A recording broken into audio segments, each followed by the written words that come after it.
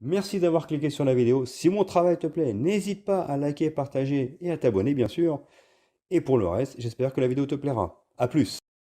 Bonjour à toutes et à tous, c'est Steli68, j'espère que vous allez bien les amis. Aujourd'hui, vidéo, on va revenir sur Starfield, la mauvaise foi qui est de mise, mais également dans l'ensemble du gaming, hein. Mon but n'est pas de parler que de Starfield, mais de parler de l'ensemble du journalisme ou des journalistes professionnels qui pour moi sont tout simplement incompétents. Je vous en parle tout de suite.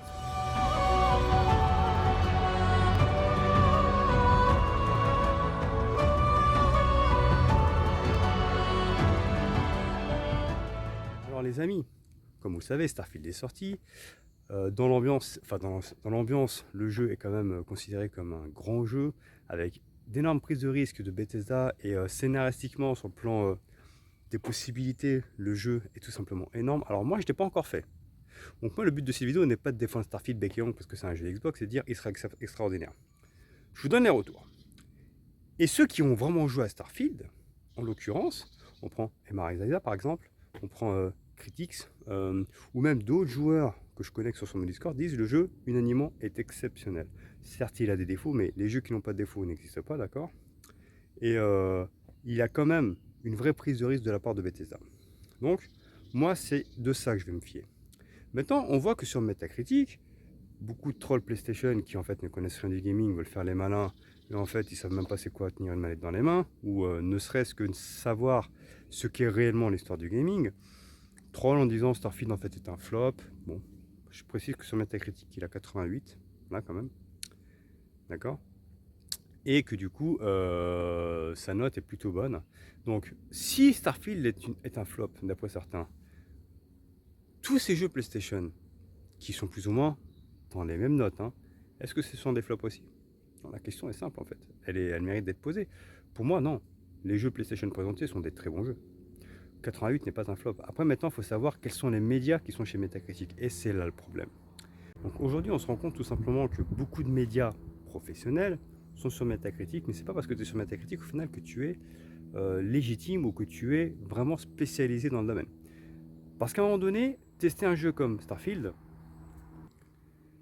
c'est tout simplement vivre l'aventure au maximum, que ce soit sur le plan scénaristique, voir le nombre de possibilités, les quêtes annexes que le jeu a à raconter.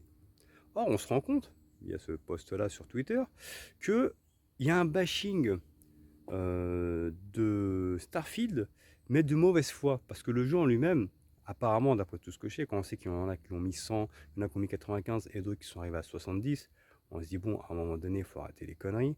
On se rend compte de la mauvaise foi et peut-être que certains journalistes en fait ont été payés pour être honnête par la concurrence pour ne pas donner de bonnes notes. Parce que quand on voit que on est journaliste pour Metacritic et qu'on joue 5 heures à un jeu, en ne faisant que à peine le scénario principal et une à deux quêtes secondaires, comment on peut le noter? Comment un jeu comme Starfield qui frôle largement les centaines d'heures de jeu, comment en 5 heures de jeu on peut vraiment dire ce que le jeu vaut? Et c'est là le problème. Le problème, selon moi, est d'arrêter de se fier. Attention, je parle pour Starfield, mais pour d'autres jeux, hein, que ce soit Nintendo, PlayStation, hein. Je pense qu'il faut arrêter de se fier au score métacritique. Aujourd'hui, franchement, c'est du business, c'est du dessous de table, c'est de la corruption. Et les journalistes d'aujourd'hui ne sont plus les journalistes qualitatifs d'une époque. Je pense que la meilleure chose à faire, c'est de se fier à l'avis des joueurs. Et pour le coup, je vais revenir sur jeuxvideo.com, d'accord, qui, pour le coup, étant pro PlayStation comme pas possible, devrait modifier son nom en jeuxplaystation.com, d'accord, ce serait peut-être plus honnête, qui a eu quand même une note de mauvaise foi quand même sur Starfield, devrait tout simplement, par contre, pour le coup, c'est leur seule bonne idée, garder cet avis des joueurs. Et là, je vais vous montrer l'exemple comme quoi, et là, je parle pas pour défendre Starfield, je parle dans l'ensemble du gaming. C'est pour prouver par A plus B quand je dis que c'est un média pro PlayStation et qu'ils ont tendance toujours à surnoter les jeux PlayStation par rapport aux jeux Xbox. Et les screens vont passer pendant que je vous parle. On sent que la différence entre leur note et la note des lecteurs est quand même, selon moi, parfois assez conséquente. Donc moi, je me fie toujours à l'avis des joueurs plutôt qu'à l'avis, mettons, des journalistes qui clairement ont soit eu du dessous de table, soit ont surnoté les jeux parce que voilà, ouais, des petits arrangements, hein, d'accord. Et les gens qui vont faire les vierges effarouchées, il faut rater les conneries, c'est une constatation, c'est une réalité, tout le monde sait que les journalistes sont payés, D'accord? D'accord? Donc maintenant, je pense qu'il faut arrêter de se fier à tout ça et vraiment se fier à l'avis des joueurs. Je vais vous sortir des jeux, que ce soit Xbox, PlayStation, des jeux multi-supports, qui ont été surnotés par exemple par ce magazine assez pourri, d'accord, où les journalistes pour moi ne sont pas du tout crédibles, pas du tout, comment dirais-je, professionnels, et l'avis des joueurs. Et on va finir par un test de jeu justement Xbox 360, exclusif Xbox 360, qui avait été noté à l'époque par Logan. Pourtant Logan, je précise, c'était un journaliste que je trouvais très bon. Mais sur ce test de Lost Odyssey, il a chié, soyons honnêtes. Il a mis 11 sur 20, alors que la note des joueurs est complètement différente.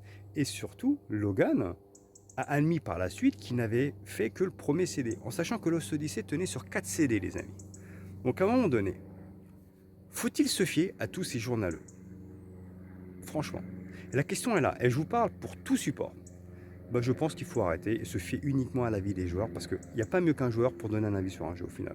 Parce que les journalistes veulent jouer les professionnels, mais au final, de base, c'était des joueurs, ce sont des joueurs comme vous et moi.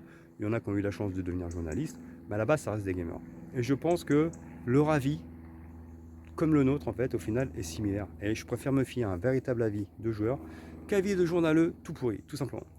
Par exemple, prenons maintenant Mister Analyst, hein, d'accord? Ça fait longtemps que je n'ai pas parlé de lui, mais là, je suis obligé parce que lui, c'est la plus grande corruption de l'histoire du gaming, le plus grand charlatan de l'histoire du gaming. Le mec, il se dit analyste. Alors oui, effectivement, il a une grande commune mouton qui le suit, mais honnêtement, il se fout de la gueule du monde. Là, il a fait une vidéo putaclic pour dénoncer genre que le Day One Game Pass n'existe pas concernant Starfield.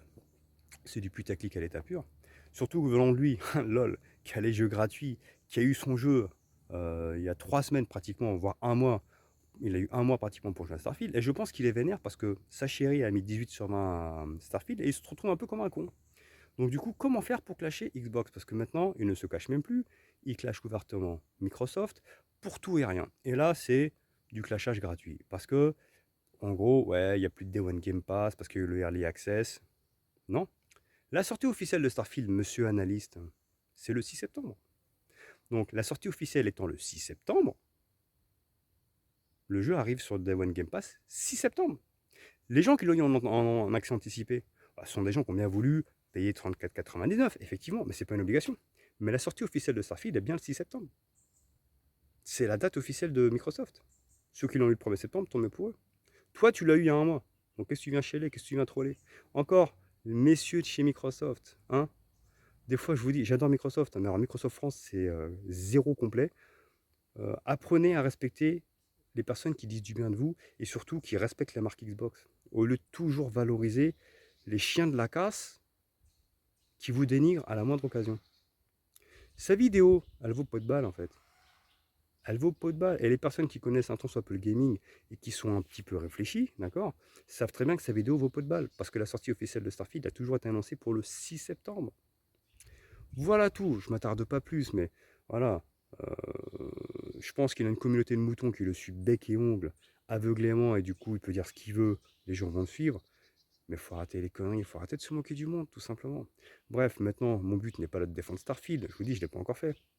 Mais c'est plus dans l'ensemble de dire aux joueurs, arrêtez de vous fier aux journalistes. Arrêtez de vous fier aux métacritiques. Métacritique est devenu de la merde, d'accord? C'est réellement l'avis des joueurs qui compte, et c'est le seul point positif de jeuxplaystation.com, d'accord?